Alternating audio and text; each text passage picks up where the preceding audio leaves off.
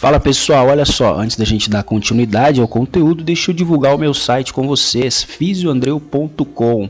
Então você que é estudante da graduação, da pós-graduação, da área da ciência da saúde, da biologia, quer conhecer mais a respeito da fisiologia, dessa linha de conhecimento que é muito importante, né, para a nossa área de atuação, faça seu registro no meu site, fisioandreu.com. Mais de 150 videoaulas de fisiologia humana que você pode passar por um período de experimentação após o seu registro, beleza? Vai lá, aproveite.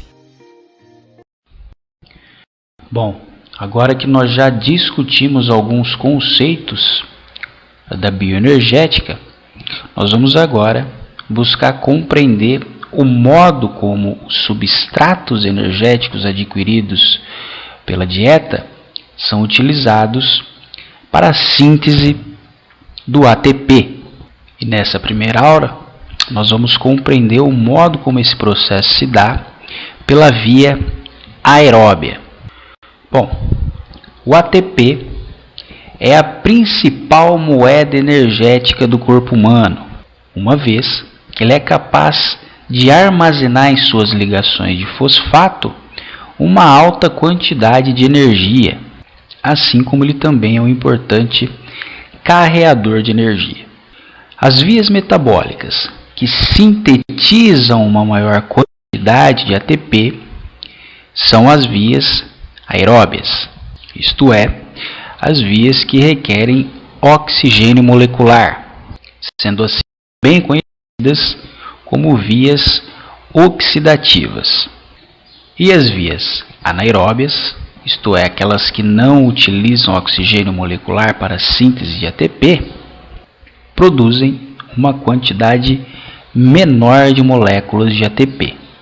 E devido a essa baixa produção pela via anaeróbia, a maioria dos animais, assim como também os seres humanos, são incapazes de sobreviver com esse tipo de metabolismo por longos períodos.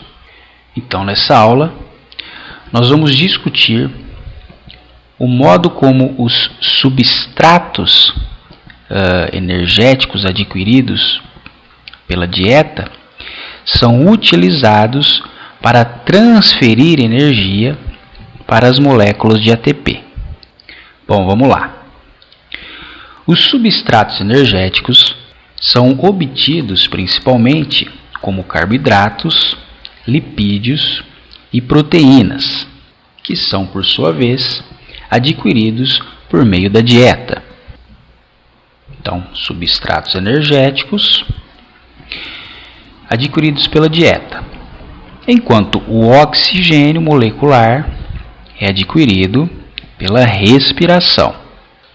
Os substratos energéticos são digeridos e absorvidos pelo trato gastrointestinal, principalmente no intestino delgado. Os produtos dessa digestão e absorção, então, são distribuídos pela circulação sanguínea por todos os tecidos do corpo, sendo assim captados por células e oxidados para produzir energia. Lembra lá do conceito de oxidação. Qualquer substrato que exceda as necessidades energéticas imediatas é então armazenado como reserva energética, o que se dá sob forma de triacilglicerol, no caso dos lipídios, de glicogênio, no caso dos carboidratos, e de proteínas, no caso dos aminoácidos. Então, triacilglicerol no tecido adiposo, glicogênio principalmente no fígado e na musculatura esquelética, mas também em outros tecidos, e proteínas nos músculos. Desse modo, essa reserva é utilizada quando está se jejuando, isto é, no período entre refeições e durante o sono. Esses substratos, após serem utilizados, serão convertidos em dióxido de carbono, água e calor. Mas para isso é necessário o oxigênio molecular obtido pela respiração. Respiração que também é responsável pela eliminação do dióxido de carbono. E como vimos na aula anterior, o sistema ou organismo humano é assim considerado um sistema aberto. Os substratos energéticos adquiridos pela dieta alimentar, sendo eles as proteínas, os carboidratos e os lipídios, devem ser quebrados em moléculas menores para que assim as células possam utilizá-los, tanto como fontes de energia, mas também como subunidades estruturais para outras funções celulares.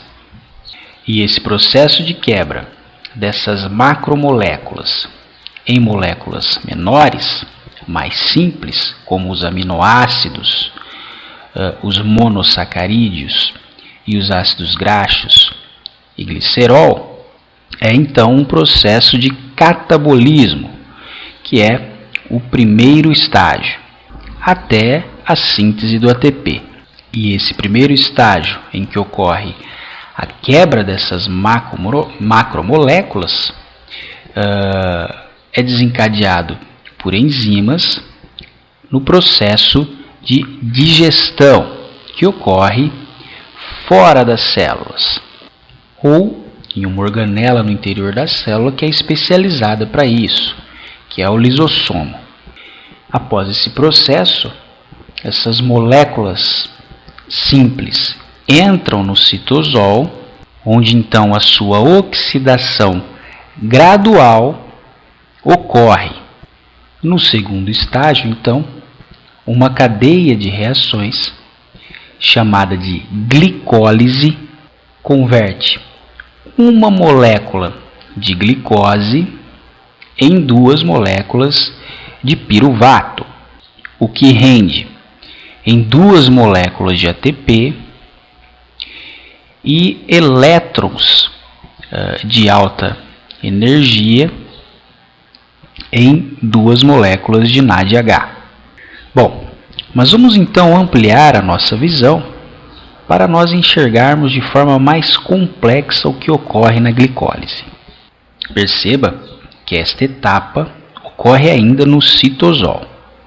Bom, glicólise é um termo que vem do grego glico, açúcar, e lise, quebra, isto é, a quebra de uma molécula de açúcar, ou quebra dos açúcares, em especial a quebra da glicose. Essa quebra da glicose é realizada em 10 etapas, e as primeiras 5 é denominada de fase preparativa, e é ela que nós vamos discutir a partir de agora. Temos então na respectiva ilustração uma molécula de glicose, C6H12O6. Para não ficar uma imagem muito poluída, eu preferi ilustrar apenas os átomos de carbono, certo? Bom, nessa primeira etapa, a glicose é então fosforilada, isto é, será acrescentado à sua composição um átomo de fósforo no grupo hidroxil ligado ao carbono 6. 1, 2, 3, 4, 5, sexto carbono. E quem realiza essa fosforilação é a enzima hexocinase, que então utiliza um fosfato liberado da quebra da molécula de ATP e o transfere para a glicose, resultando assim em uma molécula de ADP.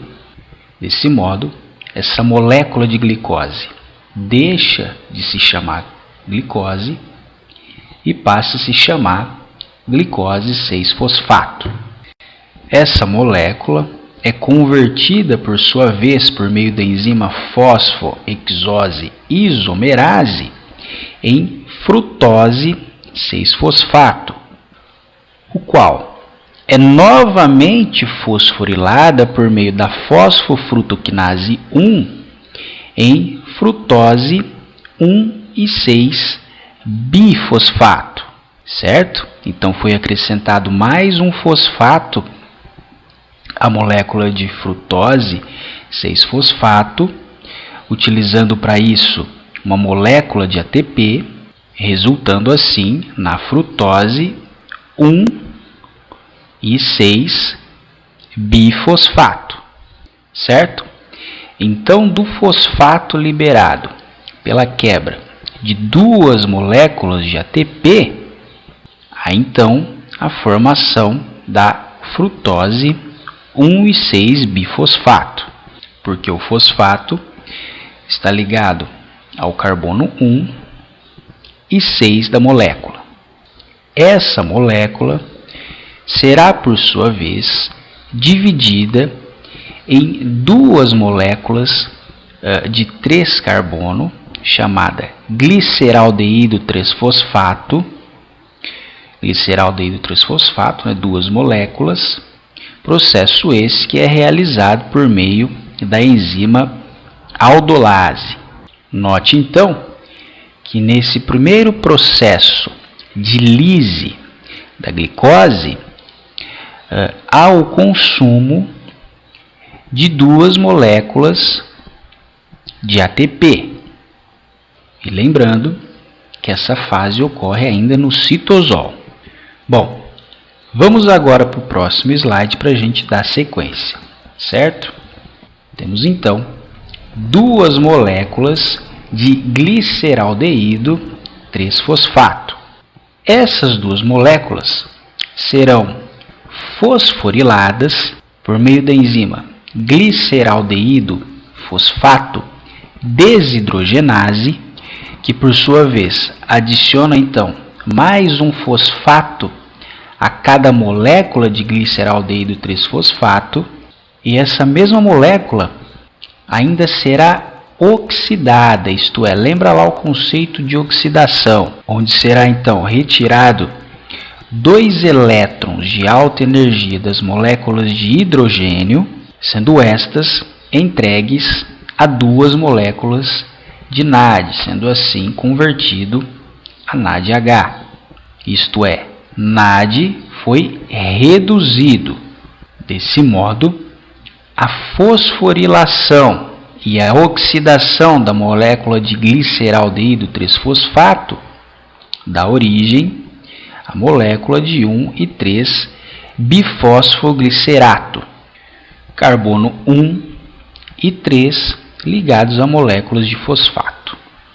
Dessa molécula, a enzima fosfogliceroquinase transfere uma molécula, um átomo de fosfato de cada molécula de bifosfoglicerato para duas moléculas de ADP, formando assim duas moléculas de ATP. E desse modo entramos então na fase de pagamento. Bom, dessa reação então tem origem duas moléculas de 3-fosfoglicerato, fosfato ligado ao carbono 3. Essa molécula sofre uma ação da enzima enolase, que desidrata essa molécula, formando duas moléculas de fosfenopiruvato. Essa molécula, por sua vez, sofre uma ação da enzima piruvato quinase, que então transfere mais um fosfato de cada molécula para duas moléculas de ADP, formando assim mais duas moléculas de ATP. E desse modo, há também a formação de mais duas moléculas de piruvato ou ácido pirúvico. Perceba então que nessa fase de pagamento, o rendimento líquido é de apenas 2 moléculas de ATP, uma vez que na fase anterior houve o consumo de 2 moléculas de ATP. Desse modo, 4 moléculas de ATP subtraído por aquelas usadas anteriormente, temos então como resultado o rendimento líquido de 2 moléculas de ATP. Além disso, há também o rendimento de 2 moléculas reduzidas de NADH, ou seja, 2 moléculas com elétrons de alta energia. Vamos então dar sequência. Bom, essa fase de metabolismo do piruvato ocorre agora na matriz mitocondrial, sendo também conhecida como ciclo do ácido cítrico, ciclo do ácido tricarboxílico ou ainda ciclo de Krebs. Bom, temos aqui então 2 moléculas de piruvato, 3 átomos de carbono, 3 átomos de oxigênio e 3 átomos de hidrogênio. Essas moléculas sofrem então uma ação da enzima piruvato desidrogenase, que realiza o processo de descarboxilação oxidativa, processo onde o grupo carboxil é removido do piruvato, o que dá como resultado 2 moléculas de dióxido de carbono. Além disso, o piruvato também é oxidado, onde elétrons de alta energia são retirados por meio da desidrogenase e transferidos para o NAD, sendo assim convertido a NADH, ou reduzidas a NADH. E além disso, o piruvato reage com uma coenzima A, que passa a incorporar a molécula, formando assim o acetil-CoA. E desse modo, então, essas 2 moléculas de acetil-CoA entram no ciclo do ácido cítrico. E por meio da enzima citrato-quinase, essas 2 moléculas se ligam a outras 2 moléculas de oxaloacetato, a gente vai ver essa molécula mais adiante, dando origem à molécula de citrato. Tá? Oxaloacetato possui 4 átomos de carbono, com mais 2 do acetil-CoA, origem então a molécula de citrato. Essas 2 moléculas de citrato sofrem a ação da enzima aconitase, formando assim o isocitrato. Nesse processo, há, portanto, a reidratação dessas moléculas por 2 moléculas de água, dando origem então a essa molécula de isocitrato. Essa molécula, por sua vez, sofre uma ação da enzima isocitrato desidrogenase, que retira 2 grupos carboxil de cada molécula, dando origem a 2 moléculas de dióxido de carbono, e também retira elétrons de alta energia, reduzindo NAD a NADH. E com a perda do átomo de carbono, essa molécula passa então a ser denominada de alfa-cetoglutarato, que sofre a ação da enzima alfa-cetoglutarato desidrogenase, que incorpora uma molécula de coenzima A à sua estrutura, bem como oxida o alfa-cetoglutarato e reduz a NADH, e retira novamente um grupo carboxilo de cada molécula, formando assim a succinil-CoA. Essa, por sua vez, sofre a ação da enzima succinil-CoA sintetase, que fosforila 2 moléculas de guanosina de fosfato por meio do fosfato inorgânico, ou em 2 moléculas de ATP. E essa enzima também retira a succinil-CoA de sua estrutura, a coenzima A de sua estrutura, formando assim a succinato. Essas moléculas, então, sofrem uma ação da enzima succinato desidrogenase, que por sua vez oxida a succinato e reduz FAD a FADH, dando origem assim à molécula de fumarato. Essas moléculas formam,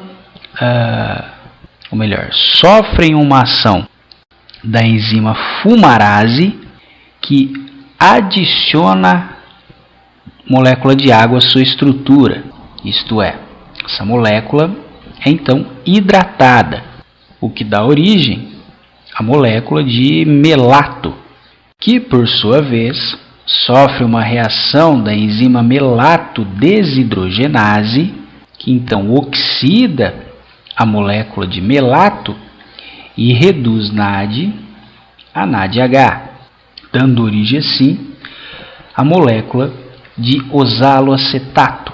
Oxaloacetato, como descrevemos lá no início, é usado pela citrato-quinase para se ligar ao acetil-CoA, dando assim origem à molécula de citrato.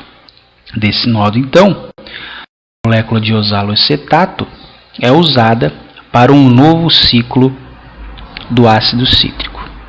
Bom, o passo final para a síntese do ATP é a transferência dos elétrons de alta energia adquiridos por NAD e FAD para a cadeia respiratória, que situa-se na membrana mitocondrial interna, tá? Na matriz mitocondrial, certo? Então, essa membrana representa a membrana mitocondrial interna. Acima temos o espaço intermembrana e abaixo dessa membrana a matriz mitocondrial. Bom, essas proteínas da membrana mitocondrial interna juntas são chamadas de transporte, ou melhor, sistema de transporte de elétrons ou cadeia respiratória. Esse complexo é constituído por um conjunto de proteínas chamado NAD desidrogenase, que corresponde ao complexo 1, que essa é a primeira, uma ubiquinona, também chamada de coenzima Q, um citocromo BC, ou também chamado de complexo 3, um citocromo C, um citocromo oxidase, ou também chamado de complexo 4, e uma ATP sintase. Bom, como é que ocorre esse processo? Olha só, a NAD desidrogenase oxida moléculas de NADH a NAD ou moléculas de FAD, FADH, a FAD.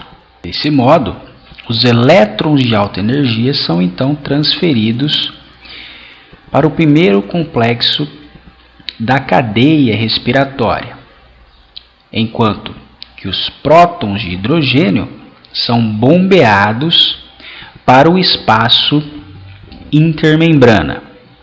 Os elétrons que foram então transferidos para a cadeia respiratória são então conduzidos à coenzima Q,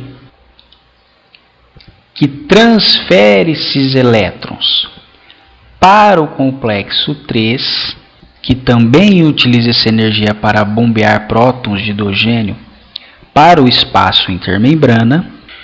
Do complexo 3, os elétrons são transferidos para o citocromo C, que por sua vez transfere esses elétrons para o citocromo oxidase, ou complexo 4, sendo denominado também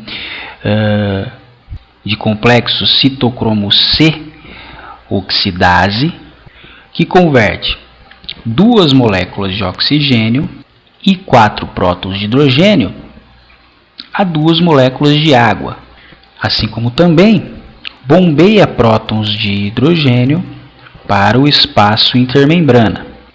Observe que todo esse processo gera um gradiente eletroquímico, onde o espaço intermembrana apresenta-se com uma alta concentração de prótons, sendo assim uma carga elétrica positiva em relação à matriz mitocondrial. Essa concentração elevada de prótons no espaço intermembrana gera uma força próton-motriz, e essa força promove o retorno desses prótons de hidrogênio de volta para a matriz mitocondrial, o que se dá por meio da ATP sintase.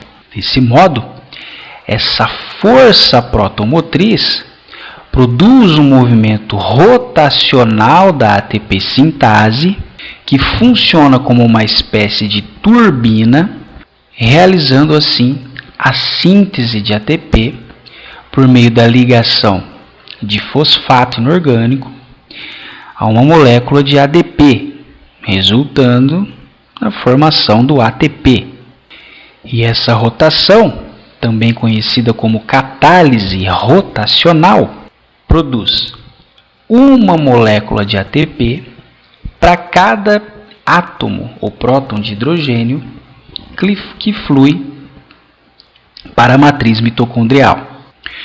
E todo esse processo também é conhecido como fosforilação oxidativa. Temos então, ao final de todo esse metabolismo aeróbio, que utiliza uma molécula de glicose mais 6 moléculas de oxigênio, o produto de 6 moléculas de dióxido de carbono mais 6 moléculas de água. Desse modo, então, por apenas uma molécula de glicose, são formados no processo de glicólise uma molécula de NADH, 4 moléculas de ATP, com o consumo de mais 2 moléculas de ATP, tendo como saldo líquido apenas 2 moléculas de ATP, como nós vimos anteriormente. Além disso, na fase preparativa e também na fase de fagamento, há também a formação de mais 2 moléculas de NAD e 2 moléculas de dióxido de carbono. E no ciclo do ácido cítrico, há a formação de 6 moléculas de NADH, 2 de FADH, 2 de ATP e 4 de dióxido de carbono. E os elétrons de alta energia de NADH e FADH, que são dados pelo sistema de transporte de elétrons, a cadeia respiratória, contribuem para a formação de 26 a 28 moléculas de ATP, chegando assim a um valor líquido de 30 a 32 moléculas de ATP, assim como também há a síntese de mais 6 moléculas de água e 6 moléculas de dióxido de carbono, certo? Então esse é o saldo de ATP que uma única molécula de glicose fornece pela via aeróbia. Você pode revisar esse conteúdo pelas seguintes referências.